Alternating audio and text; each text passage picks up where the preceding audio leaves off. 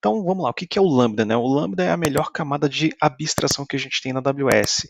Então, tira data center, tira hardware, tem assembly, linguagem de alto nível, sistemas operacionais, camada de aplicação e APIs, e aí a gente tem, por fim, né, o AWS Lambda. Então, o que, que de fato é? O Lambda é um serviço de computação no qual você pode fazer upload do seu código e criar uma função Lambda. Simplesmente isso. O Lambda ele se encarrega de provisionar e gerenciar os servidores que você precisa para executar o seu código. Então, basicamente, você pega o seu código e coloca lá no serviço do Lambda.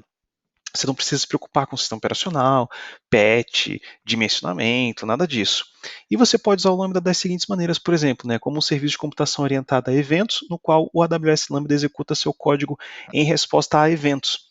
Esses eventos podem ser alterações dos dados de um bucket, por exemplo, do Amazon S3, ou em uma tabela do DynamoDB, como um serviço de computação também para executar seu código em resposta a solicitações HTTP, usando o API Gateway ou chamadas de API feitas usando a AWS SDKs.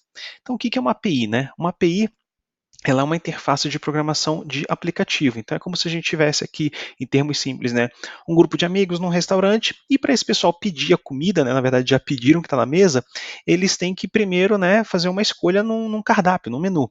Então eles têm que chegar na cozinha de algum modo, né, para ver os cozinheiros que estão lá fazendo comida não só para eles, mas para um monte de gente.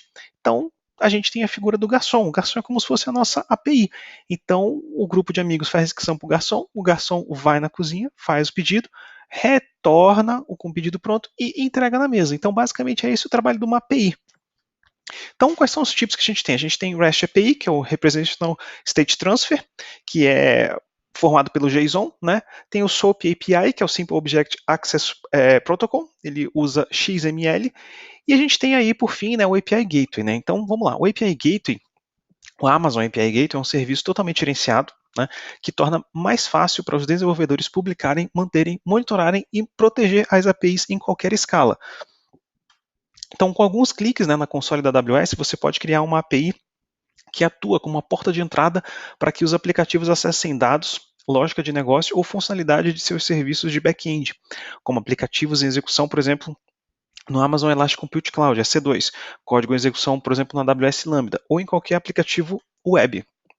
Então é como se fosse assim, a gente tem o API Gateway, a gente tem os usuários e a gente tem os serviços por trás. Então os usuários eles fazem a requisição para o API Gateway e o API Gateway entra em contato com os serviços de trás, por exemplo, EC2, Lambda e DynamoDB. E o que o API Gateway ele pode fazer para a gente? Né? Ele pode expor endpoints HTTPS para definir uma API RESTful, pode conectar a serviços serverless como Lambda e DynamoDB, ele pode enviar cada endpoint API para um alvo, né, um target diferente, pode rodar eficientemente e com baixo custo, ele escala sem esforço, né, monitora e controla o uso por apenas chaves de API, e ele se conecta ao CloudWatch para logar requisições. E além disso, você pode manter várias versões de sua API. Então, basicamente, em high level, né, em alto nível, como é que a gente configura o API Gateway? A gente define o API, né, o container, a gente define os recursos, que são os caminhos URL. Então, para cada recurso, a gente seleciona um método HTTP suportado, por exemplo, GET, POST, DELETE, configura a segurança, por exemplo, autenticação, escolhe o alvo, né, o target, ou seja, uma EC2, Lambda, Dynamo, etc. E a gente configura as transformações que a gente precisa, request e response. E aí faz o deploy de API para stage. E aí usa o API Gateway Domain como padrão, mas é também possível a gente utilizar um custom domain, porque agora o API Gateway ele suporta a integração com o AWS Certificate Manager. E o que é o API Cache? Né? Você pode ativar o API Caching do Amazon API Gateway para armazenar em cache sua resposta de endpoints. Com o cache, você pode reduzir o número de chamadas feitas ao seu endpoint e também melhorar a latência das solicitações à sua API. Então, quando você ativa o armazenamento em cache para um estágio, o API Gateway ele armazena em cache essa resposta do seu endpoint por um período de tempo, de vida, né, que é chamado TTL, né, Time to Live, especificado em segundos. E aí o API Gateway então responde à solicitação procurando a resposta do terminal no cache, ao invés de fazer uma solicitação ao seu terminal. Então é como se fosse assim, a gente tem aí de novo a figura do API Gateway, né? E aí o usuário ele faz a primeira requisição, aí o API Gateway vai lá nos servidores de back-end, mas quando vai numa segunda resposta, o próprio API Gateway que a gente tem aqui, né, na segunda requisição, ele já tem isso em cache. Então, ele mesmo responde para o seu usuário. Então, desonerando o tráfego e tornando muito mais ágil e muito mais rápida a resposta para o seu usuário final. E a gente vai para o Same Origin Policy. Então, na computação, a gente tem a política de mesma origem, que é a Same Origin Policy. É um conceito importante no modelo de segurança de aplicativos web. Então, o que acontece? Né? De acordo com a política, o navegador da web permite que os scripts contidos em uma primeira página da web acessem dados numa segunda página da web, mas apenas se ambas as páginas da web tiverem a mesma origem. E isso é feito para evitar ataques de, por exemplo, cross-site scripting. E ele é aplicado por navegadores da web padrão e é ignorado por ferramentas como, por exemplo, Postman e curl. Curl para a gente fazer testes é muito útil. Então, aí a gente vai para o CORS, né, o compartilhamento de recursos de origem cruzada, que é o CORS, Cross Origin Resource Sharing, é a maneira pela qual o servidor, na outra extremidade, não o código do cliente navegador, pode relaxar a política de mesma origem. Então, o compartilhamento de recursos de origem cruzada, né, que é o CORS, é um mecanismo que permite que recursos restritos, por exemplo, fontes, né, em uma página web sejam solicitados de outro domínio fora do domínio do qual o primeiro recurso foi servido. E aí o navegador faz uma chamada HTTP Options para uma URL, né? O Options é um método HTTP como, por exemplo, GET, PUT, POST, e o servidor retorna uma resposta que diz, olha, esses outros domínios são aprovados para obter este URL. Ou então, né, tem um erro, né, a política de origem não pode ser lida no recurso remoto. E aí você tem que habilitar o CORS no API Gateway. E a gente vai para versionamento, né, controle de versão no Lambda. Então, quando você usa versionamento no AWS Lambda, você pode publicar uma ou mais versões de sua função Lambda. Como resultado, você pode trabalhar com diferentes variações de sua função Lambda em um fluxo de desenvolvimento, ou seja, desenvolvimento, homologação, produção, beta, o que você desejar. E aí, cada versão da função Lambda tem um único Amazon Resource Name, que é o ARN, é um identificador único de cada recurso da AWS. Depois que você publica a versão, ela é imutável, ou seja, ela não pode ser modificada. E aí, né, a gente tem uma figura, né, que a gente tem o exemplo, né, então tem os alias, como é que é tudo feito. Então a AWS Lambda ele mantém o seu último código como esse símbolo, né, $latest.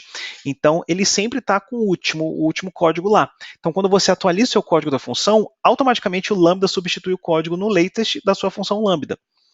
E aí a gente tem o Qualified e Unqualified ARNs, né? Você pode se referir a esta função usando sua ARN, e existem dois tipos de ARN associados com sua versão inicial.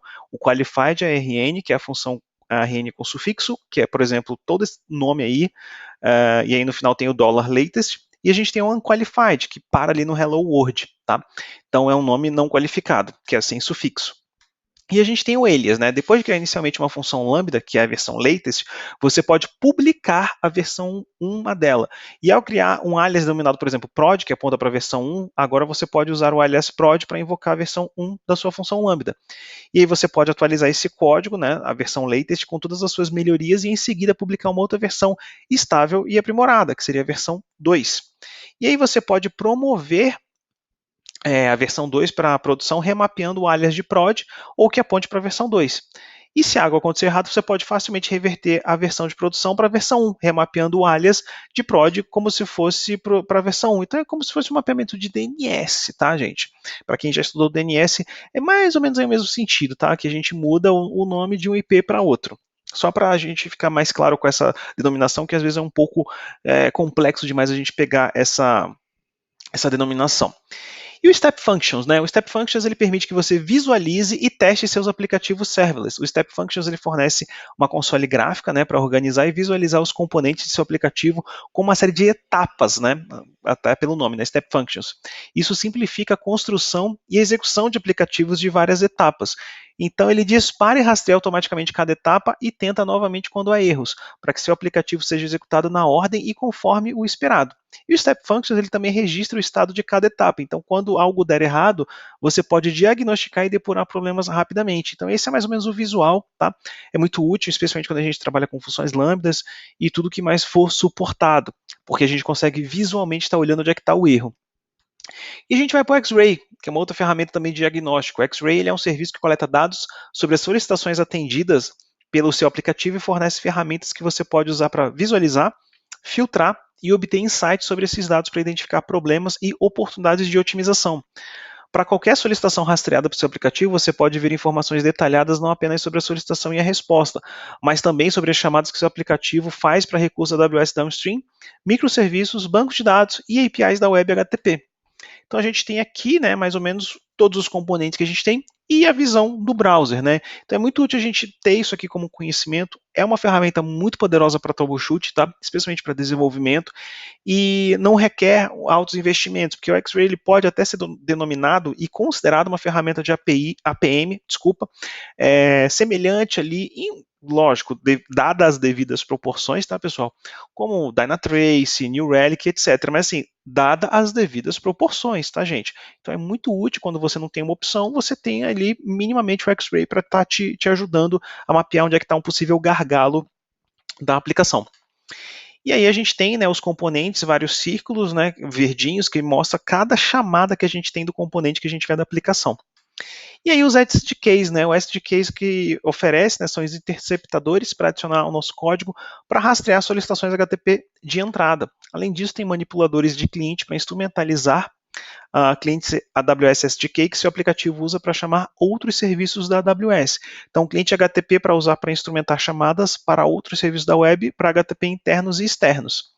E quais são as integrações? Né? O X-Ray se integra com o Load Balancer, com Lambda, com o API Gateway, com EC2, com Elastic Beanstalk. E as linguagens suportadas, né? A gente tem que ele suporta Java, Go, Node.js, Python, Ruby e .NET. E aí a gente tem, né, já finalizando, os import APIs. Você pode usar o recurso, né, API Gateway Import para importar uma API de um arquivo de definição externa para o API Gateway. E que é o suportado atualmente é o modelo de definição Swagger 2.0, e com a API de importação você pode criar uma nova API enviando uma solicitação POST que inclui uma definição Swagger no payload na configuração terminal, ou pode atualizar uma API existente usando uma solicitação PUT que contém uma definição de Swagger na sua carga útil, né? Você pode também atualizar a API substituindo por uma definição nova ou mesclar uma definição com uma API existente. Você especifica as opções usando o parâmetro mode query na URL de solicitação.